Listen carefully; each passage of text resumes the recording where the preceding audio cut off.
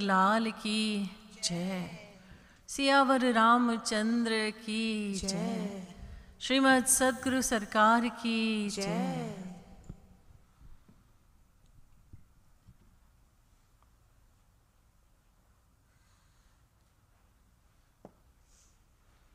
एष वै भगवान् साक्षात् प्रधान पुरुषेश्वरः।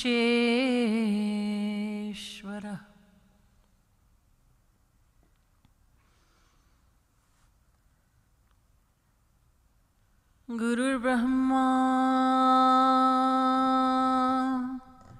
गुरुर्विष्णुर्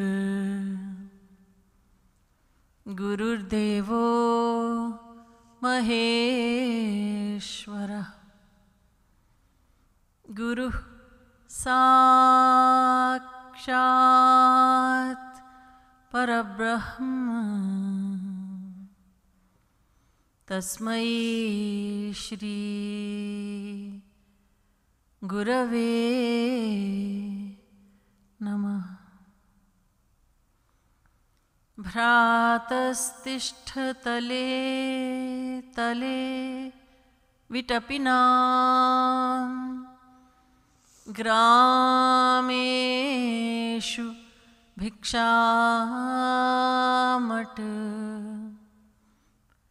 स्वच्छन्दं पिबयामुनं जलमलं चिरैः सुकन्थां कुरु। सम्मानं कलयाति घोरगरलं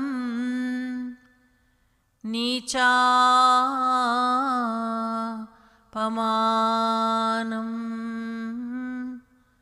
सुधाम्। श्री राधा मुरलीधरौ भज सखे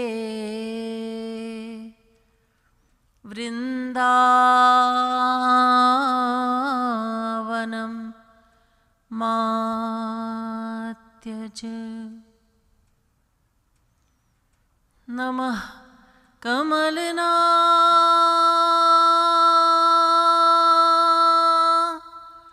भाय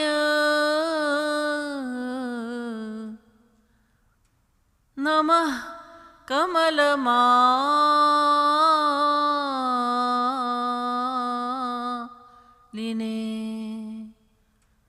नमः कमलपादाय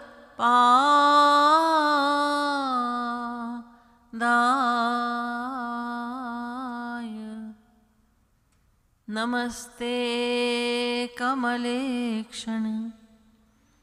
यो ब्रह्माणं विदधाति पूर्वं यो वै वेदांश्च प्रहिणोति तस्मै तग्वं हा देवमात्मबुद्धिप्रकाशं मुमुक्षुर्वै शरणमहं प्रपद्ये।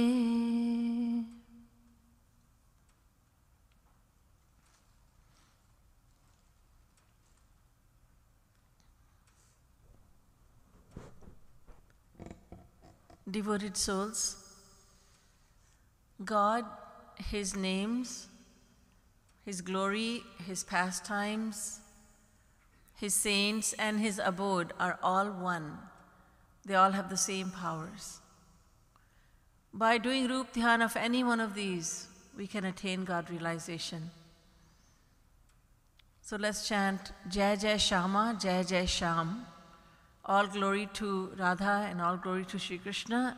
Jai Jai Shri Vrindavan Dham. All glory to the divine abode Vrindavan. Jai Jai Shama, Jai Jai Sham, Jai Jai Shri Vrindavan Dham. Jai Jai Shama, Jai जय श्याम जय जय श्री वृंदावन धाम। जय जय श्यामा जय जय श्याम जय जय श्री वृंदावन धाम। जय जय श्यामा जय जय श्याम जय जय श्री वृंदावन धाम। जय जय श्यामा जय जय श्याम जय जय श्री वृंदावन धाम। जय जय श्यामा जय जय श्याम जय जय श्री वृंदावन धाम। जय जय श्यामा जय जय श्याम जय जय श्यामा जय जय श्याम जय जय श्यामा जय जय श्याम जय जय श्यामा जय जय श्याम। जय जय श्री वृंदावन धाम। जय जय श्री वृंदावन धाम। जय जय श्री वृंदावन धाम।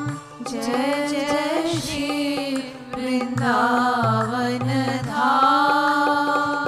जय जय श्यामा जय जय श्याम जय जय श्यामा जय जय श्याम। जय जय श्यामा जय जय श्याम जय जय श्यामा जय जय श्याम। जय जय श्यामा जय जय श्याम जय जय श्यामा जय जय श्याम। जय जय श्यामा जय जय श्याम जय जय श्यामा जय जय श्याम। जय जय श्री वृंदावन धाम। जय जय श्री वृंदावन धाम। जय जय श्री वृंदावन धाम। जय जय श्री वृंदावन धाम।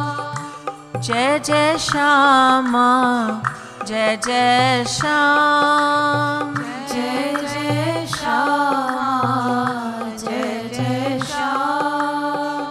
जय जय श्यामा जय जय श्याम जय जय श्री वृंदावन धाम। जय जय श्यामा जय जय श्याम जय जय श्री वृंदावन धाम।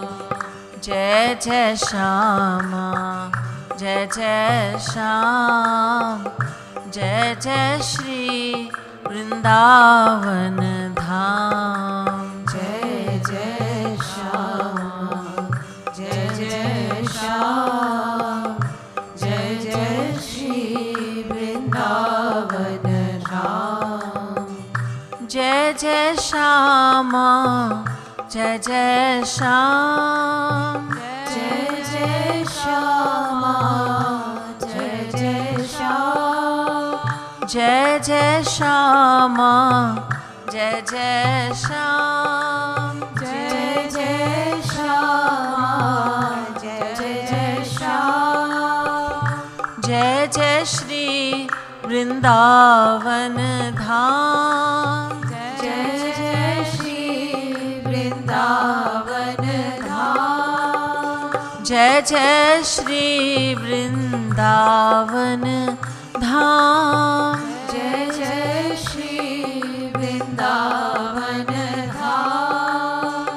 जय जय श्यामा जय जय श्याम जय जय श्री वृंदावन धाम जय जय श्यामा जय जय श्याम जय जय श्री वृंदावन धाम जय जय श्री वृंदावन धाम जय जय श्री वृंदावन धाम जय जय श्यामा जय जय श्याम जय जय श्री वृंदावन धाम जय जय श्यामा जय जय श्याम जय जय श्री वृंदावन धाम बोलिए लाडली लाल की जय श्रीमद् सद्गुरु सरकार की जय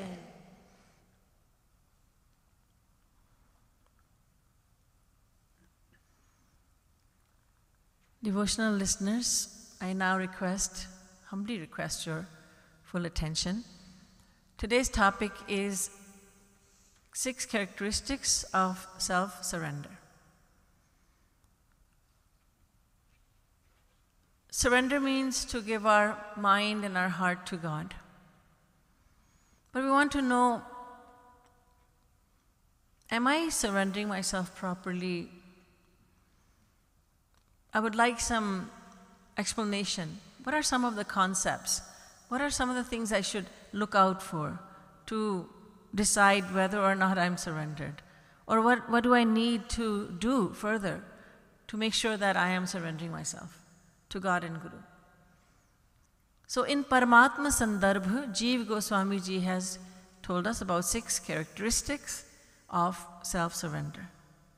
In his words, Anukulyasya sankalpah pratikulyasya varjanam rakshishyati vishwaso goptritve varnam tatha atmanikshepakarpanye shadvidha sharanagati.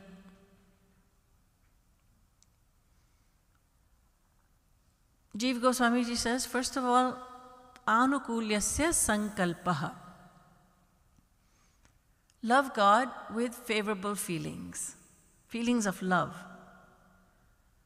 Always have favorable thoughts about God and Guru, and love God with favorable feelings of love, because it is possible to attach the mind to God with many different feelings.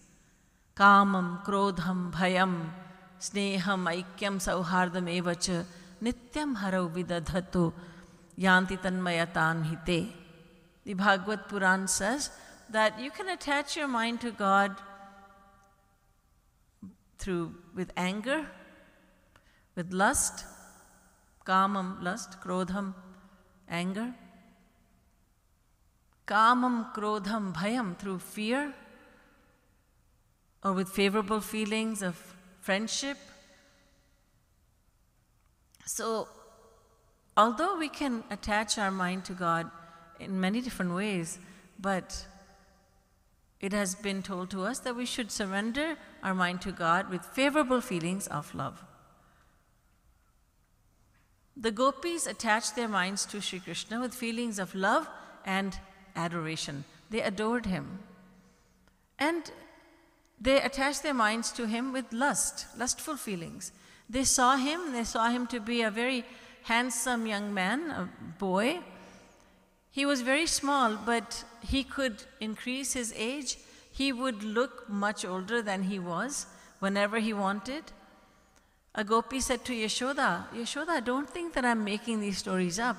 He actually did come to my house, and he went into the store where I store all the butter and chach and so on, and he climbed up. He reached way up to the top shelf, and Yashoda said, but that's impossible, he's so small. The gopi said, whenever he wants, he becomes tall. Whenever he wants, he becomes short. Whenever he wants, he becomes very young. Whenever he wants, he becomes much older. So the gopis saw him as an extremely handsome boy, a handsome young man, and so they fell in love with him. Kans attached his mind to Sri Krishna with feelings of fear. He couldn't see anything but Sri Krishna. He couldn't see anyone. He didn't see his servants who had come to serve him. He saw Sri Krishna. He couldn't see the food that they were serving him. He saw Sri Krishna only.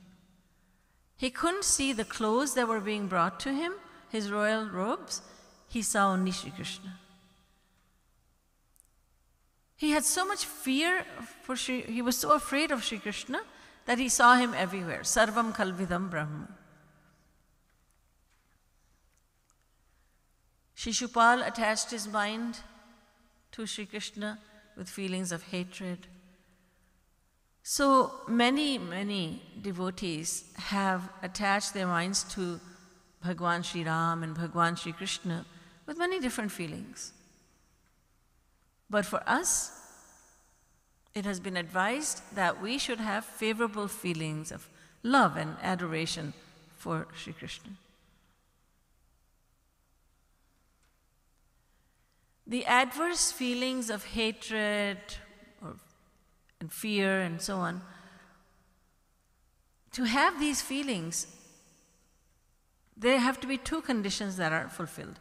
Number one, you have to be living in the lifetime when Bhagwan descends to earth. You have to be on earth at that time. Secondly, you have to have the same powers as the Supreme Lord himself. Hiranyakashipu had feelings of hatred toward Bhagwan. Hiranyakashipu was as strong as God was. He had all the powers of God. So he was on an equal footing with God. It's not that just anyone can attach their mind to God with fear and hatred and then attain God. That's impossible. So it has been advised that anukulyasya sankalpaha.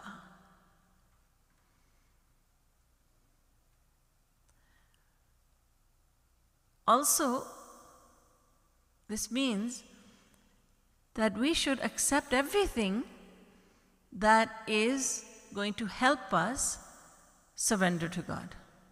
Accept everything that is going to help you to surrender to God. I will accept seva because that will help me surrender to God. I will accept satsang. I will accept sadhana. I will accept the association of saints.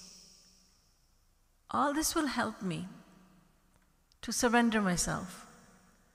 I will accept sattvic food and drink because doing so will help me to become surrendered to God. I will accept this literature because it helps me to have more love for God. So the acceptance of everything that is helpful in surrendering to God, that is also another meaning of anukulyasya sankalpaha. That it should be helpful in the process of surrender.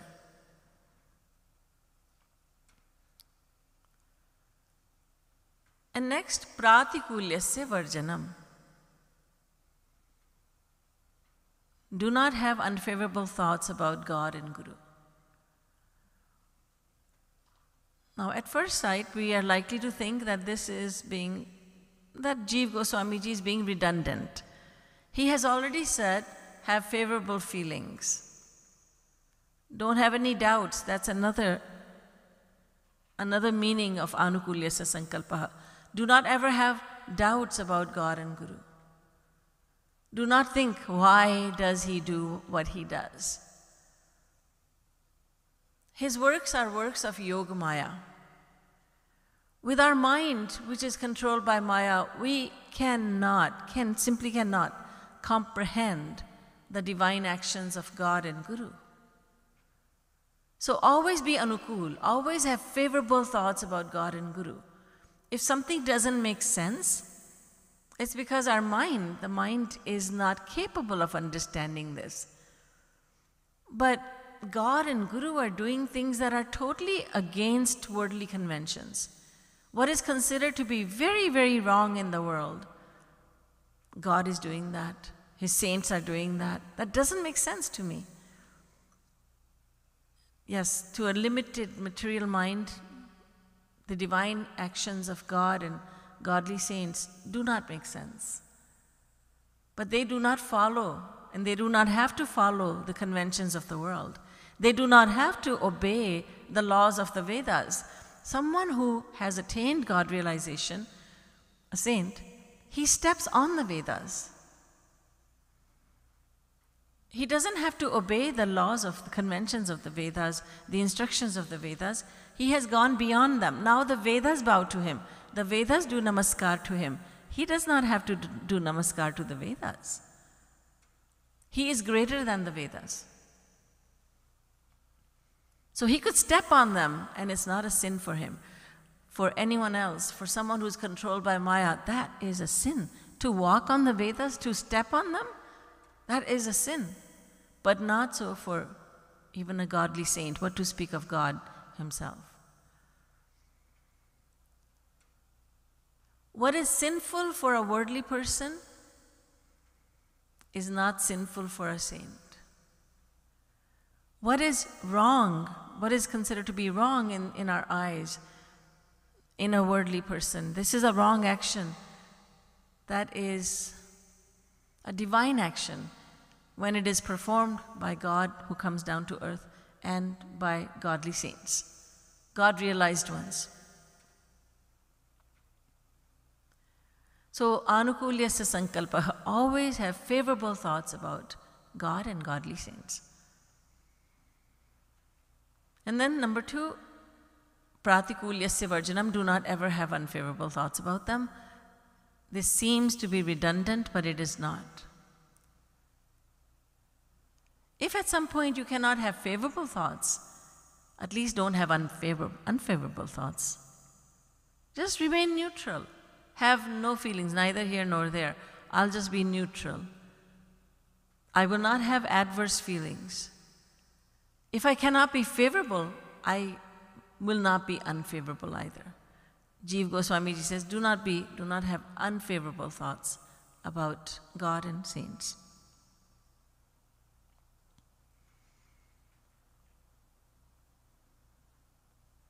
Number 3,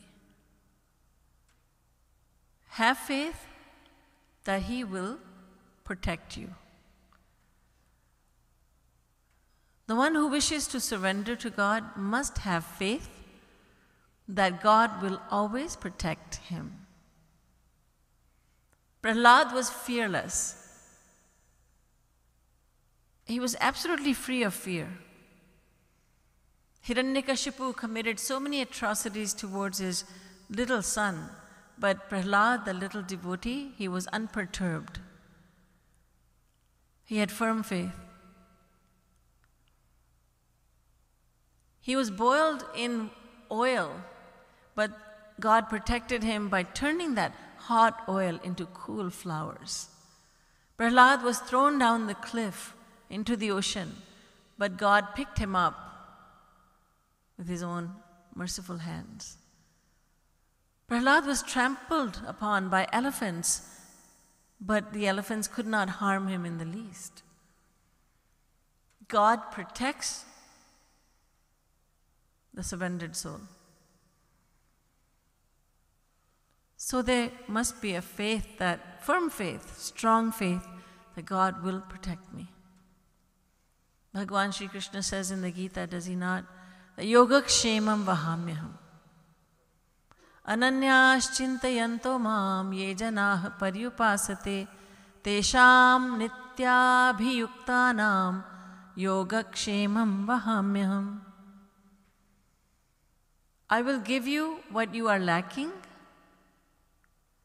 and I will protect what you have already in your possession. Both material property as well as spiritual property. I shall protect what you have, and I shall give you what you don't have and what you need. It was this verse from the Gita that a scholar by the name Jagannath Mishra was reading, and he was reading the Gita. He was a great scholar. And he thought there has to be a mistake in this, in the Gita. That Sri Krishna himself will go to help the devotee? No. He crossed out the word vahamyaham, replacing it with dadamyaham. He will arrange with one of his devotees, with one of his servants, to provide for the surrendered soul. So he used a red pen and he made so-called correction in the Bhagavad Gita. Jagannath Mishra was a very, very poor man. He and his wife lived in poverty, abject poverty. He would rely on the alms that he was given by villagers to eke out a living.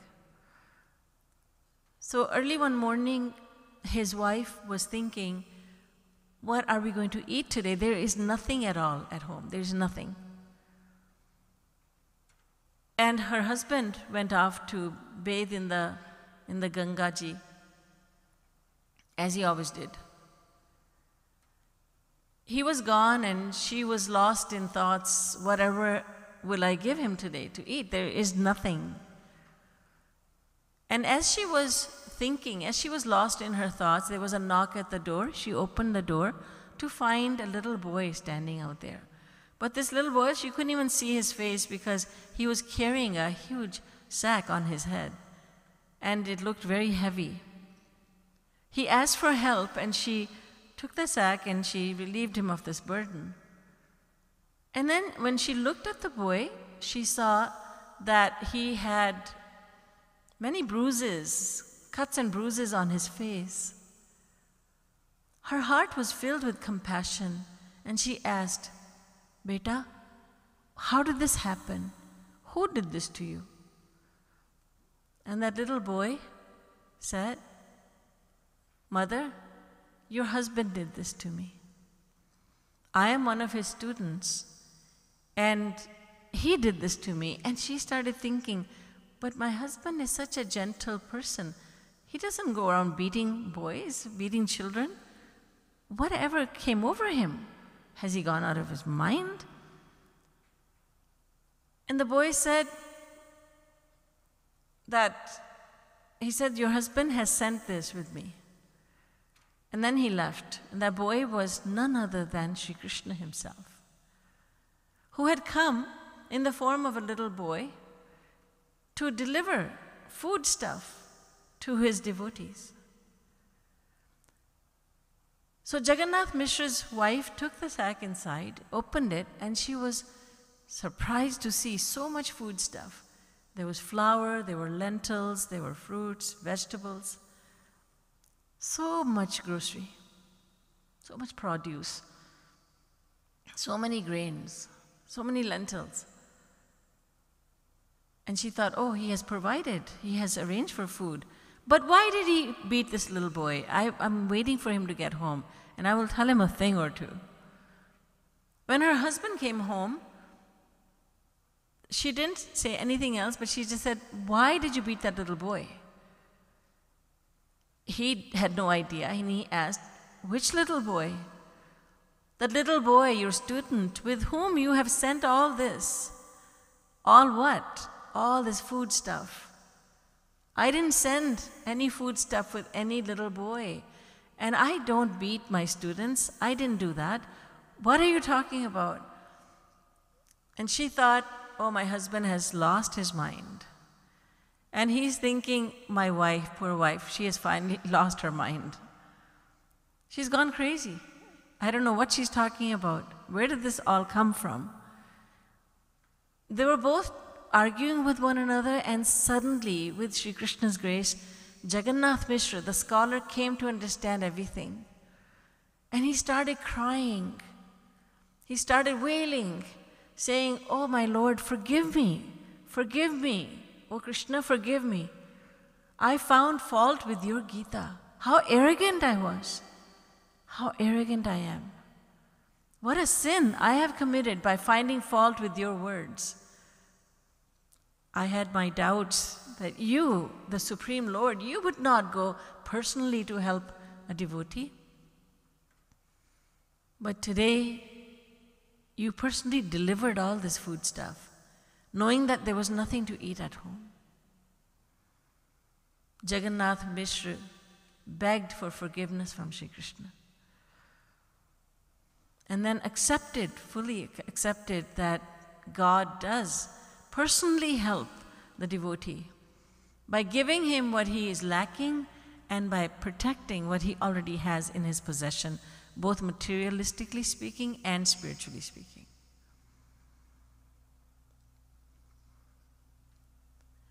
There must be full faith that God will take care of me. My Ishtadev, my beloved Krishna, will take care of me. I don't need to worry. Jagadguru Sri Kripalu Ji Maharaj, Sri Maharaj Ji says, Shri Radhe Hamari Sarkar Fikir Mohi Kahe Ki. Why do I need to worry? Why should I worry about anything when Radharani is protecting me at all times? I am under the protection of my Swamini, Radharani, then why do I worry? This has to be told to the mind again and again. The mind is so accustomed to worrying. It's second nature to us. That comes so naturally to us, doesn't it? To worry about this, to worry about that. And sometimes when there's really nothing to worry about, we worry that there's nothing to worry about. Because we must worry about something. And it seems unnatural not to worry. But the devotee, the surrendered one, he does not have any worries. He's the one who is completely carefree. Completely carefree. He thinks about the worst case scenario and he accepts it. He's already accepted it. There are no shocks for him. And when the worst case scenario, even that is a grace of Sri Krishna. He has full faith in that. Then even if the worst thing possible happens to me, it is His grace. He has given me that because He is gracing me. Because He will always protect me. He is my protector.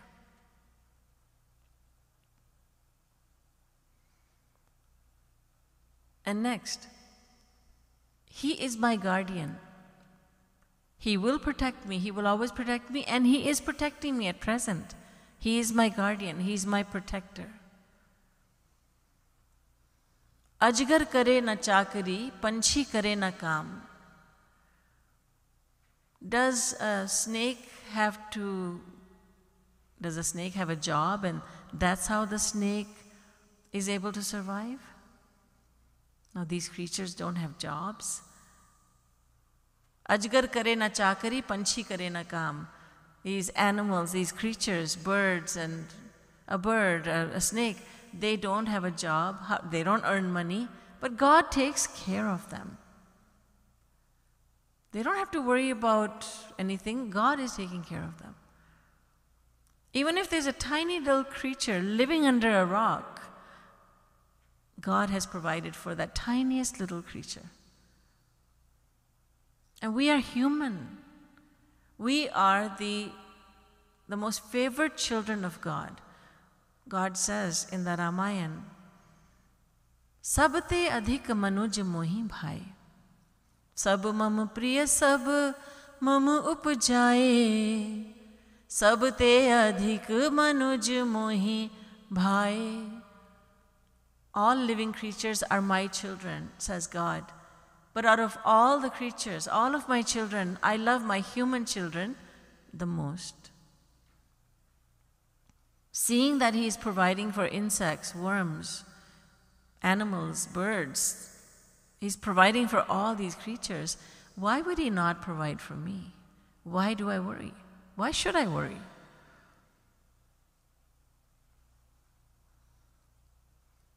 He is my guardian. He is my protector.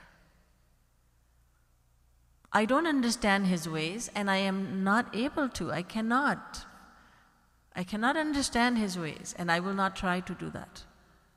All I know is whatever Sri Krishna does, He is, no matter how He bestows His grace upon me, and it may be very surprising ways in which He gives me His grace, but I will always accept that He is my guardian and that He is my protector. A child often thinks its mother to be an enemy. Sometimes the mother is very good in the eyes of the child. When she's giving the child a gift or candy, something that the child wants, the mother is giving that to him, so the child thinks, my mommy is the best. She's wonderful. And then the child says, I love you, mommy. But sometimes the mother's love is manifested in a different way. She shows her love by snatching the candy away and by scolding that child. You're going to ruin your teeth. You can't have this much chocolate. Oh yes, I know this is Halloween candy, but you can't be eating all of it. You've got to save some for later. But if the child insists, she will scold him, she will hide the candy, and then the child thinks, my mommy is so terrible. And then the naive child says, I hate you, mommy. And if the mother is naive, she'll say, oh, I don't want my kid to hate me. Here you go, beta. Here's all the candy. But if she's intelligent, she will not be impacted by those words, the words of her naive child. So we also think that when God is giving us something that we want, God is so good, so good. I have so much faith in God. God is so good. When He's snatching what we desire, when He's snatching it from us, something that's dear to us, whether it's a family member or money or anything else that we are attached to, then we find fault with God. Oh, He's terrible. He's merciless. He's cruel. And the faith goes down. Our faith tends to be like a yo-yo, sometimes up, sometimes down, sometimes up, depending on whether God is giving us what we need or taking things away from us. Our faith is based on what He gives to us. But true faith is that which is always strong, no matter what is going on in life. Once it is understood that by default everything God gives me is a sign of His grace, then we don't have to do any thinking. Whatever He gives is a sign of His grace. A devotee went to Sri Maharaji and she was talking. Sri Maharaji asked about her family. She said, Maharaji, I have 3 children. And one of them, she said, he has many problems. He's a slow learner. And she started talking about him, and she started to cry a little bit. Her tears did not fall from the eyes, but eyes became moist. Sri Maharaji said, no, do not let those tears fall. God has given you this child to take care of him. You must take care of him, do your duty, but do not be sad. Do not find fault with God. Do not let those tears fall from the eyes. Act intelligently. Go with this knowledge that whatever God gives you is His grace. So God has given you this challenge in life because He loves you. So do your duty. So God cannot do anything but give me grace. Sri Maharaji used to say, Bichara Bhagwan, poor God. He can only do one thing, and that is to give grace. We people of the world, ordinary people, we can be good to a person, we can do wrong to a person, we can treat a person harshly, or we can just we can become neutral, neither love nor hatred. But poor God, He can only give grace. That's all He can do. He cannot do anything else. He has no choice. So knowing this, that God has no choice, He only knows one thing, and that is to give grace. In Sri Maharaji's compositions, Maharaji talks so much about that. O Radha Rani, your body is made of nothing but grace. There is nothing in your mind but thoughts of grace, how to grace individual souls. That's what you're thinking about 24 hours a day. It is all that God thinks about. So, one of the aspects of surrender is to know that God will always protect me. And another is to know, have faith that He is protecting me. He is my guardian. He is my protector. I don't need to worry. So, anukulyasya sankalpah pratikulyasya varjanam rakshishyati iti vishvaso goptritve varnam tatha. Atmanikshepa karpanye. The next two, the last two. Give over everything to Him. Surrender everything to Him. Don't hold anything back. In the ancient times, we have saintly kings, like one of Bhagwan Ram's ancestors, Raghu, King Raghu. He performed a yajna, and this yajna is so austere that the one who is performing the yajna, one who is performing the Vedic ceremony, must give away every single thing that he has in his possession. So he gave everything away. All the gold, all the silk and satin, and the king's wife, the queen had nothing left. Everything was given away. All the golden platters and glasses, all the dishes made of gold and silver, they were all given away. And the king was eating from earthen bowl and earthen plate. Give everything, give everything, surrender everything to God. Surrender everything. When we surrender everything, then God gives us all His property. If we surrender 50%, then He gives us 50% of what He has. So, one of the concepts in surrender, one of the characteristics of surrender is to not hold anything back.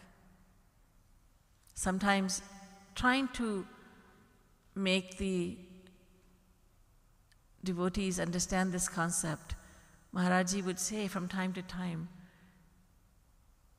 give everything you have in your purse right now. Now remember, in India, it's really, people carry more cash. Over here, people would have to give their credit cards away. But Sri Maharaji would say, whatever you have in your purse, in your bag, give it all away. Give it, put it over here. Donate it, give it as charity.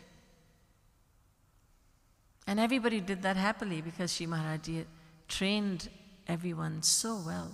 It was a pleasure. It was a pleasure to give. Sri Maharaji has emphasized this so much. Be generous, be generous. Give and give and give. Scriptures talk about 10% giving. Anyone who has paid attention to Sri Maharaji's words will think, and has accepted those words, will think, 10% is nothing. I must give 90% and keep 10% for myself. Sri Maharaji made the devotees fearless. Don't worry about what's coming in life, because God will protect you. And so many have so many experiences to prove that Sri Maharaji was absolutely right. There's nothing to worry about. Sri Maharaji would give seva, he would ask for financial seva that it would seem that it was beyond our capacity, beyond the capacity of that individual. And yet, when that devotee said, I will do this seva, Maharaji would then shower him with money. Not directly, he wouldn't say, okay, here you go. But this person would find sources of income that he had never thought about. Where did this check come from for $10,000? Oh, I made this much sales, the shopkeeper would think. The shopkeeper devotee would think, how did this, I've never had so much profit in my business. How am I profiting so much? Where is this coming from? Sri Maharaj Ji was teaching us that when you have faith in God and Guru, then God and Guru come to help you. You don't need to worry. Just give away completely of yourself. Give completely of yourself. A devotee asked Maharaj Ji, should I feel like giving away everything I have. Should I? Maharaj Ji said, if you need to ask this question, then you should not. If you need to ask me, should I give everything away, then it's obvious you're not ready. So you have a fear, so don't. When you really feel fearless, then go ahead. But the fact you're asking me means you don't have that faith.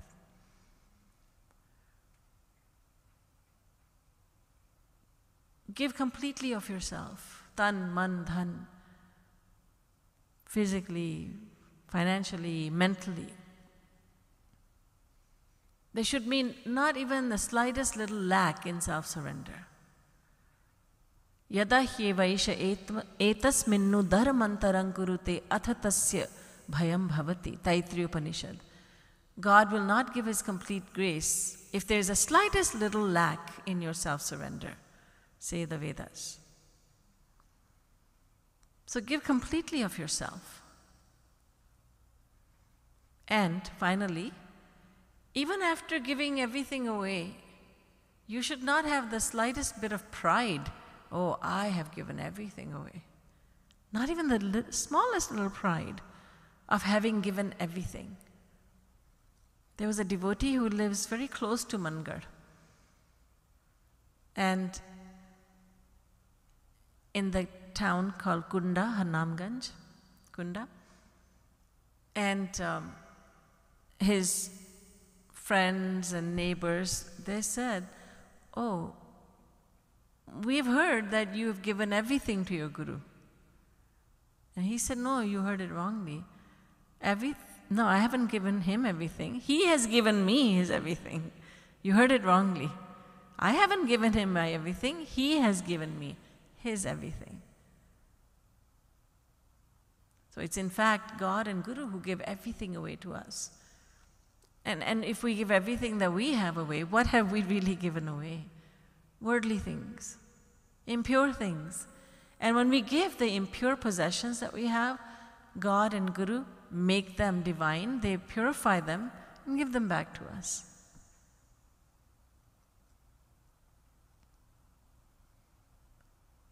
So to not have, and even after giving everything away, there should not be the slightest little pride that I have given away everything. The thought never crosses the mind that I've given anything. It wasn't mine to begin with. We say in words, it's not mine, it's the gift of God, God gave it to me. But if God were to take it away, we would protest. Our level of self-surrender is not there yet, it's not a high level, it's a small level, ordinary level. So we would protest. How could God do this to me? The neighbor is prospering and whatever I had, it's all gone. How could God do this to me? Not even the slightest doubt in God, not even the slightest feeling that I have given everything I had. Never. There was a king who one day when he went to do his duties and he went to the court, he felt very detached from the world. He had been feeling that way for a while. But that particular day he said, I don't want to be a king. I don't want any of this. I just want to go to the woods. I want to go and practice devotion to God. I don't want any of this. So he felt so detached from everything that he left his kingdom, he left his family, he left everything and everyone and walked away with the clothes that he was wearing. And there he sought out a holy man and said, Guruji, "O Holy One, Holy Sir, I wish to accept you as my Guru. Would you kindly accept me as your disciple?" And the holy man said, "First renounce everything, then come back to me." The king went away, and very quickly he decided that the saint was talking about, the holy man was talking about the golden ornaments, his crown on his head, and so many golden ornaments, and the royal robes. He discarded them. He wore very simple clothes and went back to the holy man and said, "Guruji, I am here. I have renounced everything. Kindly accept me." The Holy One said, "I told you to renounce everything, then come to me. Did I not say this to you?" The king was puzzled. He went away and he thought, whatever does he mean? Then he thought and thought and he thought, well, I think what he means is I should discard all my clothing. I wasn't doing it because of modesty, but that's what he wants me to do. So he discarded all clothing and he went back to the saint. And again he requested to be accepted as a disciple, but the saint said, "Now you are wearing out my patience. I told you twice already to renounce everything and you haven't done it." And the king thought, whatever does he mean by saying this? And he could not think of anything else. And he thought and thought, and then he decided that life was not worth living. He said, if I'm not going to be accepted by my guru, then I may as well give up this body. He sat under a tree and he started meditating on his guru. He accepted the holy man as his guru. He started meditating on his guru, and he did not eat anything, he didn't drink water, he didn't take rest, nothing. He just kept meditating. A few days passed, and the holy man came to the king and said, "O king, open your eyes, I have come." The king did not identify himself as being a king anymore, so he didn't react. Then the holy man said, "O Tyagi, Vairagi, open your eyes." In other words, you have renounced everything. You're a renunciate. Open your eyes. But now the king had given up the pride of being a renunciate. He did not open his eyes. Then, for the third time, the saint said, "My dear disciple, open your eyes." And finally, the king opened his eyes. The guru accepted the disciple. The holy man accepted the king as his disciple, and then explained to him, "When you first came to me, you had this ego, you had this pride that you were once a king and that you had given up so much. And then you had the pride of being a renunciate. But now you have lost the pride of having renounced everything. So I will now accept you." The pride of being a giver, I have given so much, that pride must not be in the heart. The feeling should be that I have not done anything, I have not given anything. Genuine feeling that I have not done anything. I have not done any seva. I have not served God and Guru in the least. And feeling very contrite about that I have not done anything. That humility must be there. Pride is not acceptable to God. Humility is very dear to Him. The humility that I'm lowest of the low. I have something to learn from everyone. And never having the pride that I'm a surrendered soul, I'm a devotee, I'm a giver, I'm so generous. None of that. So even after having given everything up, even after having given everything to God and Guru, Yet there should not be the least bit of pride of having given everything.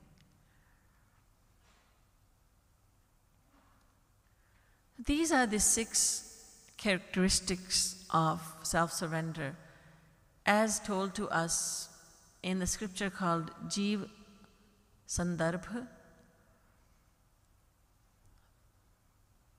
Paramatma Sandarbha, by Jeev Goswami, one of the disciples of Gauranga Mahaprabhu. These characteristics are very important for us to keep in mind. We should not simply listen to what the scriptures are saying. We should not simply listen to lectures. But after listening, we must go over what we have heard again and again. Avritti rasakridupadeshat. The teachings, lectures have to be gone over in the mind. What was being said. And this is why Sri Maharaj Ji would ask so often. He would ask the devotees, what did I say? In other words, how well did you receive what I have given you? How much did you understand? How much have you retained? If you haven't retained anything right now, half an hour after the lecture has been given, then how are you going to go over in your mind what I have said? So we must go over what we have learned. And then we must implement it in daily life. Shrotavyaha, mantavyaha, nididhyasitavyaha. First listen, then revise in your mind what you have heard. And thirdly, make up your mind to implement that knowledge, to implement those teachings in daily life. So we have just gone over the first step when we hear a lecture. And after that, the contemplation must take place. Whether it is done by, whether that is facilitated by writing it, and that's a great idea. When we write something down or we type it on the computer, we tend to remember it more. Whichever way, whichever way helps us, we must do it to retain what we have heard. But these are the 6 characteristics of self-surrender by Jeev Goswami. Boliye Vrindavan Bihari Lal ki jai. Boliye Jeev Goswami ji ki jai. Srimad Sadguru Sarkar ki jai. Jai Jai Shri Radhe. Jai Jai Shri Radhe. Jai Jai Shri Radhe.